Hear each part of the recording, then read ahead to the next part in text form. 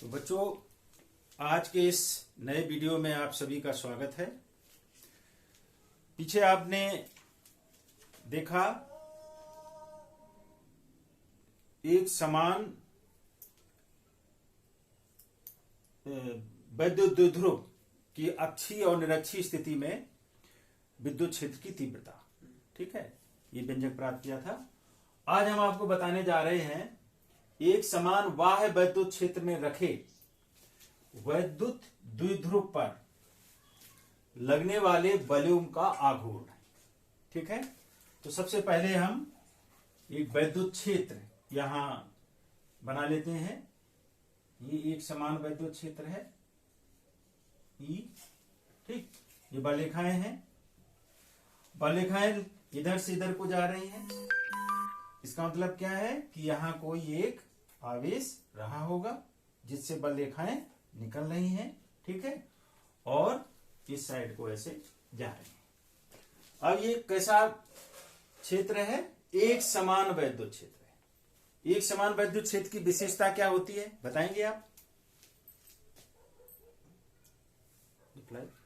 बैठे बैठे बोलिए फटाक से। बलेखाएं एक दूसरे के पैरेलल होती हैं, ठीक है, ध्यान रखिएगा। एक समान वैद्युत क्षेत्र का मतलब क्या है कि बलेखाएं एक दूसरे के पैरेलल होंगी, समांतर होंगी, इसलिए मैंने समांतर बलेखाएं बना रखी हैं, ठीक। अब इस एक समान वैद्युत क्षेत्र में, ठीक, हमने एक द्विध्रुव रख दिया है। ये द्विध्रुव रखा हुआ है, मान लो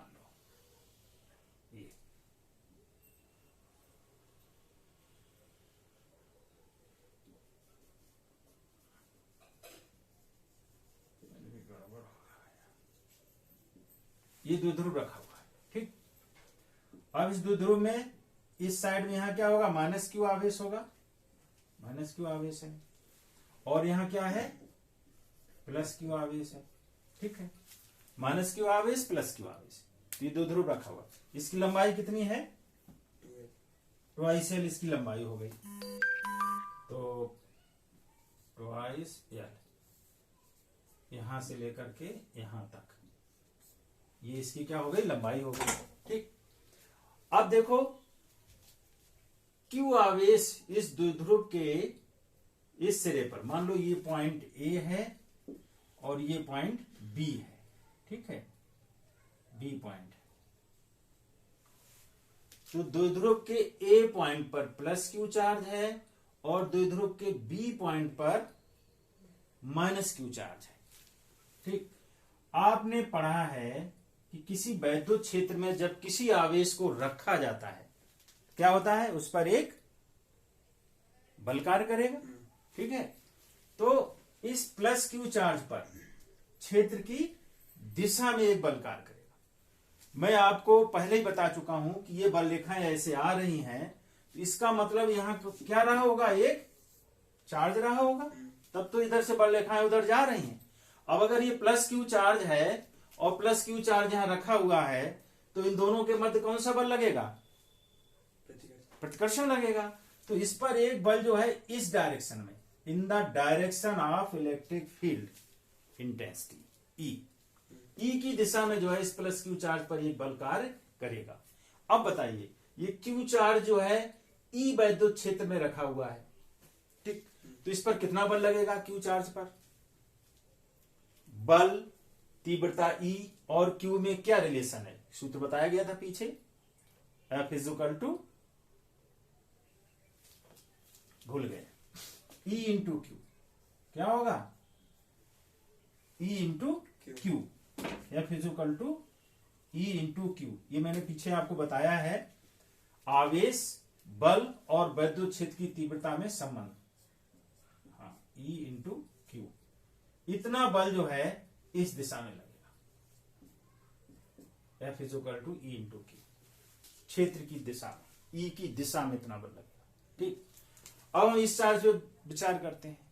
इस प्लस क्यू के कारण जिससे बल रेखाएं आ रही हैं, ठीक है, इसके क्षेत्र में जो है माइनस क्यू चार्ज रखा हुआ है। तो अब इस माइनस क्यू पर कितना बल लगेगा E के कारण? Minus Q, correct, in which direction? बल का परिमाण तो ई क्यू होगा, सदिश राशि है बल। अब किस दिशा में लगेगा, माइनस चार्ज है तो ये इसको अट्रैक्ट करेगा, तो ई क्यू बल जो है इस दिशा में लगेगा, F is equal to E Q, इस दिशा में लगेगा। ठीक है, अब दो बल ई क्यू, इसे हमने F1 मान लिया, इसे हमने F2 मान लिया, प्लस क्यू पर ई क्यू बल क्षेत्र की दिशा में। ठीक, मैं यहां लिख देता हूं, एक समान वैद्युत क्षेत्र ई में ए बी द्विध्रुव क्षेत्र से थीटा कोण पर रखा है। हम मान लेते हैं ये कोण कितना है, ये थीटा झुकाव पर है, क्षेत्र के साथ में द्विध्रुव, ये द्विध्रुव क्षेत्र के साथ में तीव्रता बल रेखाओं के साथ थीटा कोण बना है। ठीक है, तो और इस द्विध्रुव पर प्लस क्यू चार्ज पर ई क्यू बल क्षेत्र की दिशा में, और माइनस क्यू चार्ज पर ई क्यू बल क्षेत्र के ठीक विपरीत दिशा में कार्य करता है। ठीक है, तो यहां लिख दो, नोट कर दो इसको, क्षेत्र की दिशा में ई क्यू तथा ई क्यू बल प्लस क्यू आवेश पर। ठीक है, क्षेत्र की विपरीत दिशा में, यहां क्या होगा, क्षेत्र की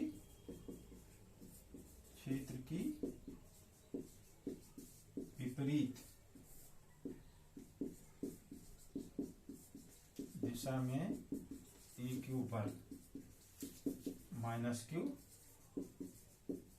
आवेश पर कार्य करेगा। ठीक, अब आप देख रहे हैं equal and opposite, equal and opposite. जब किसी वस्तु पर है, ये हमारा निकाय है द्विध्रुव, ठीक है, इस पर इक्वल एंड अपोजिट दो फोर्स कार्य कर रहे हैं जिनका परिमाण समान है लेकिन दिशा विपरीत है। इसका मतलब ये एक बलयुग्म का निर्माण कर रहे हैं। ठीक है, अब ये बलयुग्म क्या करेगा, देखो इस सिरे पर इतना बल इस दिशा में लगेगा, और इस सिरे पर जो है इस द्विध्रुव पर इतना बल इस दिशा में लगेगा। तो ये क्या करेगा, इसको घुमाने की कोशिश करेगा, है? जैसे ये मान लो ये तो आएगा नहीं इसमें, ऐसा है ये, इसमें एक बल इधर लगे और एक बल जो है इस दिशा में लगे। पेन बंद है तो ये उधर बल लग रहा है, इधर लग रहा है ये, तो ये क्या इसको रोटेट करा देगा। ठीक है, तो बलयुग्म कार्य क्या है, वस्तु को घुमा देना। ठीक है, तो ये जो है ये बलयुग्म इसको घुमाने की कोशिश करेगा, घुमाने की कोशिश करेगा माने वस्तु में आघूर्ण होगा। ठीक, जिसे हमें कैलकुलेट करना है, तो लिख दो, माना द्विध्रुव पर लगने वाला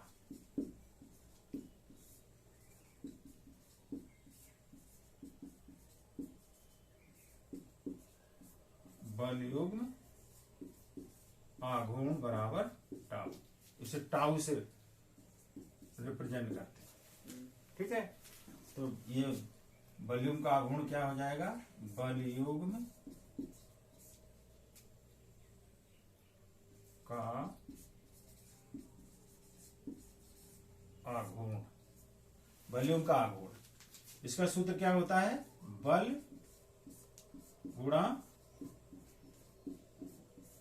बलों के बीच की लंबवत दूरी। या हमने उसमें 9th में पढ़ा होगा ये। ठीक, तो इसको हमने टाउ से रिप्रेजेंट कर दिया, टाउ इज इक्वल टू बल, कोई एक बल चाहिए रख दो चाहिए। ठीक है, तो ये ई क्यू गुणा बलों के बीच की लंबवत दूरी। अब एक बल तो ये लग रहा है और एक बल ये लग रहा है, तो इनके बीच की लंबवत दूरी कितनी होगी? हम यहां से इस पे एक परपेंडिकुलर ड्रा करेंगे,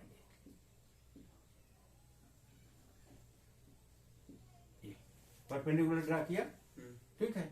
तो ये डिस्टेंस, इस बल को हम पीछे बढ़ाएं, ये लग रहा है ऐसे, इसको यहां ले आए, तो अब एक बल ये हो गया और एक ये हो गया, तो ये इनके बीच क्या हो गई?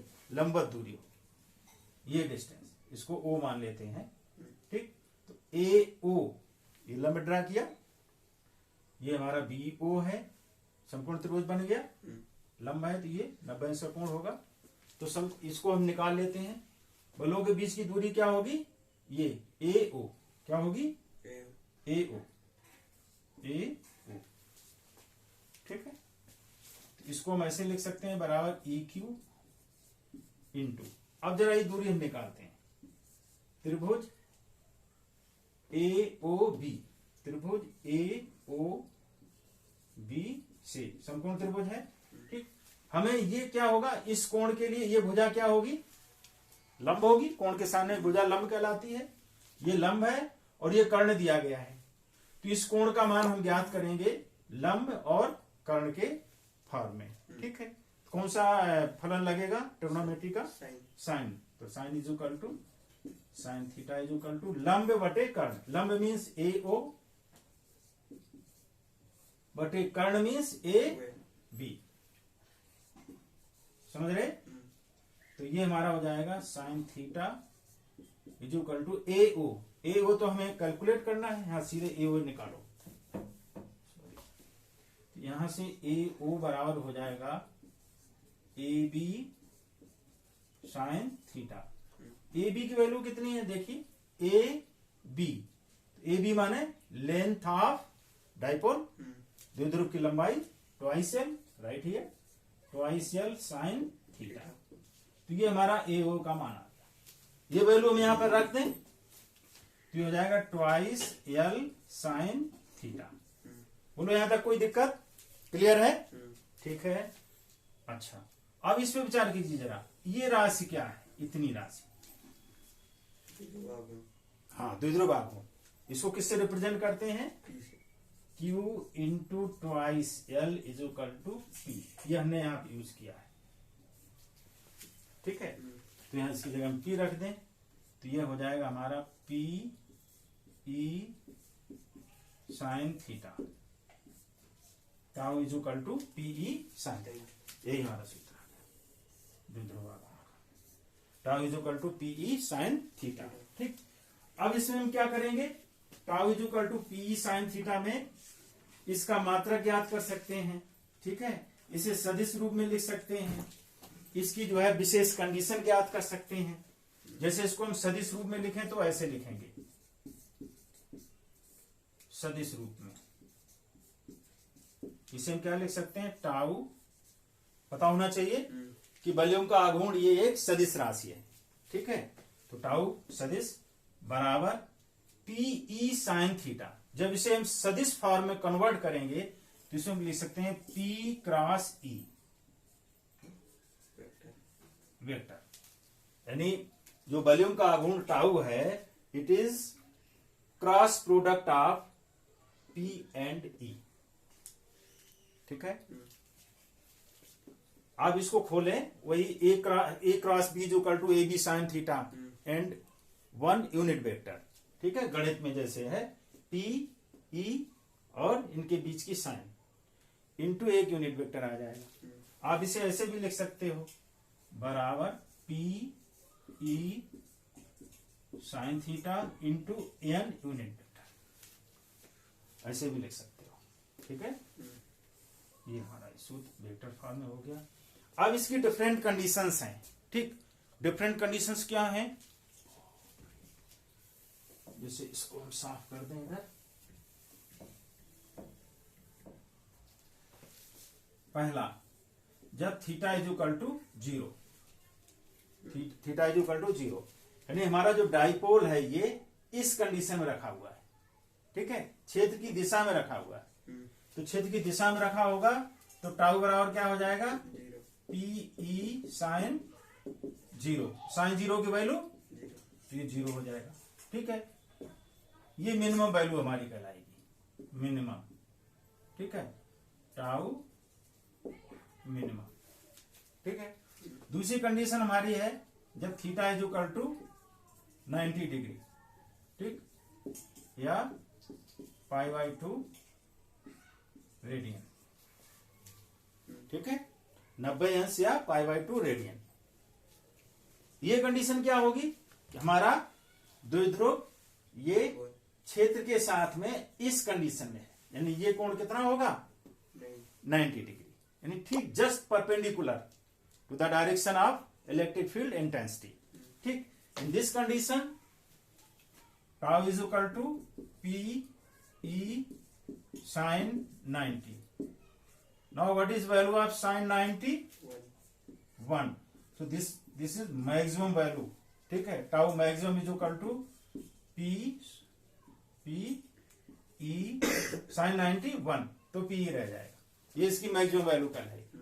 एक कंडीशन और हो सकती है कि इसको बिल्कुल रोटेट करा दिया है, ऐसे था घुमा के हम ऐसे ले आए 180, तो आप निकाल लेना उसको, वो फर्दर फिर जीरो हो जाएगा, साइन 180 मीन्स जीरो।